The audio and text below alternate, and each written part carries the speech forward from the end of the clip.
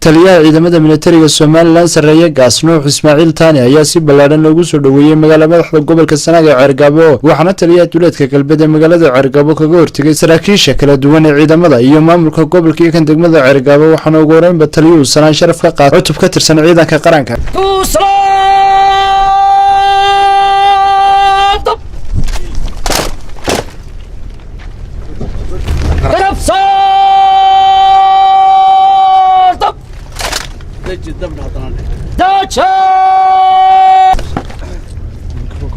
taliya halkan waxa sanaa sharaf kugu diyaariyay cutub ka tirsan ciidanka qaranka Jamhuuriyadda Soomaaliland ku soo dhawow taliya